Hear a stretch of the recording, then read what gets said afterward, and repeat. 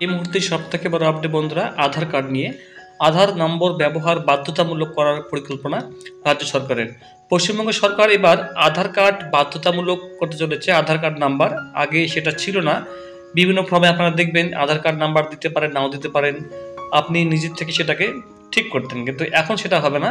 এখন আপনাকে আধার card number ব্যবহার করতে হবে, মানে আপনাকে দেওয়ার জন্য বাধ্যতামূলক, ঠিক আছে, সরকারি কাজে, বিভিন্ন কাজে। কি বলেছে বন্ধুরা, আমরা দেখে নেব একটু প্রতিবেদনটি। আজকে নিউজে প্রকাশিত হয়েছে এটা।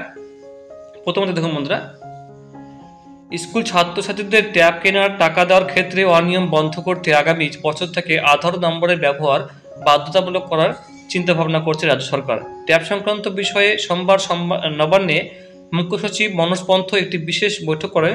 সরকারি সূত্রে জানা গিয়েছে, আধার নম্বর সংযুক্ত করার বিষয়টি খতিয়ে দেখতে স্কুল শিক্ষা দপ্তরকে নির্দেশ দেওয়া হয়েছে। বৈঠকে এক শীর্ষ সরকারি কর্তা বলেন, লক্ষ্মীর ভাণ্ডার প্রকল্পে মহিলাদের আর্থিক অনুদান দেওয়ার প্রকল্পে আধার নম্বর নথিভুক্ত করা হয়। এই প্রকল্পে অনুদান প্রাপকের সংখ্যা এখন 2 কোটি ছাড়ালেও ভুল অ্যাকাউন্টে টাকা যাওয়ার অভিযোগ নেই। লক্ষ্মীর ভাণ্ডার প্রকল্পটিকে মডেল হিসেবে নেওয়া যেতে পারে বলে অভিমত প্রকাশ করা হয়। যেহেতু নারী, শিশু ও সমাজ কল্যাণ দপ্তর লক্ষ্মীর ভাণ্ডার প্রকল্পটি পরিচালনা করে, তাই তাদের সঙ্গে আলোচনা করার পরামর্শ দেওয়া হয়েছে স্কুল শিক্ষা দপ্তরগুলিকে। আগামী বছর থেকে ট্যাবের টাকা দেওয়ার ক্ষেত্রে যাতে একটি অনিয়ম না হয়, তার জন্য কড়া নির্দেশ দেওয়া হয়েছে স্কুল শিক্ষা দপ্তরকে।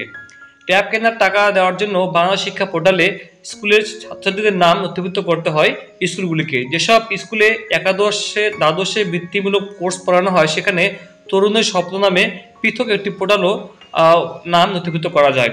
স্কুলের শিক্ষক জানিয়েছেন, পোর্টালে ছাত্রছাত্রীদের নাম নথিভুক্ত করার সময় সেখানে আধার নম্বর দেওয়ার ব্যবস্থা নেই।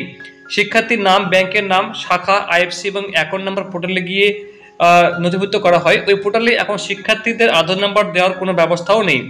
এক শিক্ষক জানিয়েছেন, একাদশ দ্বাদশ শ্রেণীর ছাত্রছাত্রীদের আধার নম্বর ভর্তির সময় নেওয়া হয়, তাই স্কুলের কাছে আধার সংক্রান্ত তথ্য থাকেই। তাই পোর্টালে আধার নম্বর যুক্ত করার ব্যবস্থা চালু করা হলে তা কার্যকর করতে কোনো সমস্যা হবে না। এখন ব্যাংক বা ডাকঘরের অ্যাকাউন্টের সঙ্গে আধার নম্বর যোগ থাকে, এটা অনিয়মের আটকানোর ক্ষেত্রে সহায়ক হবে বলে সরকারি কর্তারা মনে করছেন। রাজ্য সরকারের একাধিক প্রকল্পের সুবিধা প্রাপকদের পরিচিত নিশ্চিত করার জন্য এখন আধারের বায়োমেট্রিক যাচাই করা হয়। রেশনে এবং সরকারের কাছে ধান বেচতেও আধারের বায়োমেট্রিক যাচাই করা হয়। এই ব্যবস্থা চালুর পর দুটি প্রকল্পেই অনিয়ম কার্যত পুরোপুরি বন্ধ হয়ে গেছে। বছর খানেক আগে আধার সূত্রে খাদ্য দপ্তরে ধানের দাম মেটানোর ক্ষেত্রে বড় ধরনের অনিয়ম দ্রুত চিহ্নিত করা গিয়েছিল। ট্যাব দেওয়ার ক্ষেত্রে আধার নাম্বার নেওয়া হলে তার বায়োমেট্রিক যাচাই করার বিষয়টিও গুরুত্বের সঙ্গে বিবেচনা করা হচ্ছে। তো বন্ধুরা, এর সঙ্গে পাশাপাশি বিভিন্ন সরকারি প্রকল্পে কিন্তু আপনার আধার নাম্বার বন্ধুরা বাধ্যতামূলক করা হলো। তো বন্ধুরা, এই ছিল আপডেট। কোনো কোশ্চেন জানাবেন। অসংখ্য ধন্যবাদ।